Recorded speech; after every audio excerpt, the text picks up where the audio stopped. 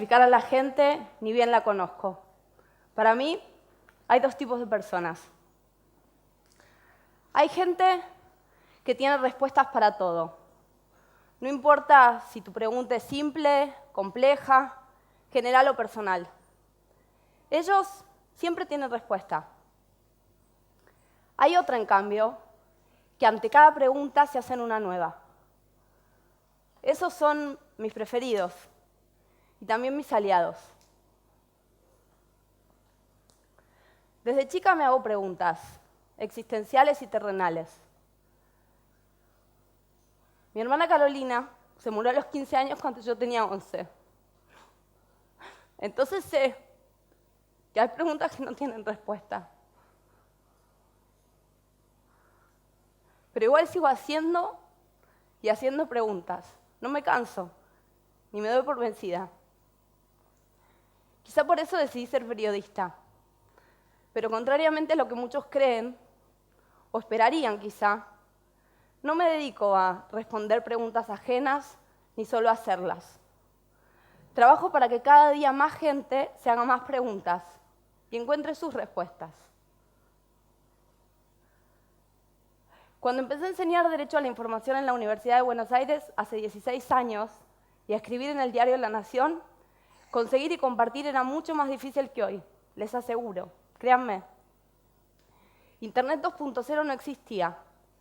Las redes sociales y los chats solo se usaban en círculos hiperreducidos. Y acceder a datos suponía casi siempre, en la mayoría de los casos, convencer a alguien que casi como una concesión te los entregara. Muy pocos pensábamos a la información como un derecho de todos. Y la mayoría de los funcionarios y de los poderosos guardaban los datos y solo los entregaban en el momento oportuno que les convenía que salieran a la luz. Sí, ya sé, algo de esto sigue pasando. Pero gracias a las nuevas tecnologías, y por qué no gracias también a los 30 años de democracia ininterrumpida, hoy tenemos muchísima más información y al alcance de mucha más gente. Pero no se ilusionen, estamos lejos del paraíso. Todavía. La buena noticia es que tenemos mucha información. La mala es que la calidad de esa información no siempre es buena. Me animo a decir que a muchísima información de la que circula y consumimos todos los días le falta rigor. Y ese es un nuevo problema que tenemos. Porque consumimos información de mala calidad y no lo advertimos o no nos molestamos cuando lo hacemos. ¿Cómo conseguir que más gente esté atenta? Es una pregunta que me desvela muchas noches antes de cerrar los ojos para dormir. ¿Cómo lograr que a nosotros nos interesen más los datos, que a todos ustedes les interesen más los datos? Y que cuando identifiquen algo que no es como está siendo presentado, le avisen a los demás, los alerten. ¿Cómo conseguir que nos moleste más y sancionemos a quienes nos engañan? Las nuevas tecnologías y el avance del movimiento de datos abiertos en el mundo abren nuevas oportunidades impensadas hace unas décadas para el periodismo, para hacer un periodismo más abierto, más transparente y más participativo. Pero justamente por eso es más importante que nunca trabajar sobre la calidad de la información que consumimos y encontrar maneras de diferenciar y presentar la información relevante. No es casualidad. Nosotros ya no parecemos conformarnos con que alguien nos dé todas las respuestas. Hace 10 años surgieron varias iniciativas de chequeo y corroboración de datos y hechos, primero en Estados Unidos, después en Francia, en Inglaterra, y hace 2 años también en Sudáfrica, República Checa, Italia, Australia. Hace unos años, 3 argentinos, con los que estoy enormemente agradecida, fundaron chequeado.com, la organización que lidero desde 2012 y que trabaja para verificar lo que dicen políticos, empresarios, líderes sociales, periodistas y medios.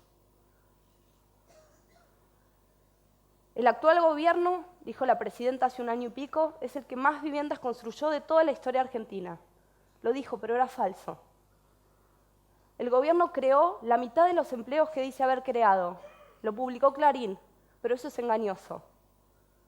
En Chequeado trabajamos para que nuestro debate tenga más datos y evidencia y menos sesgos y prejuicios, convencidos de que así, haciendo eso, fortalecemos la democracia. Somos, al menos por ahora, un equipo chico, de unas 10 personas, pero tenemos una comunidad de miles que participa y, lo que es mejor, que crece día a día.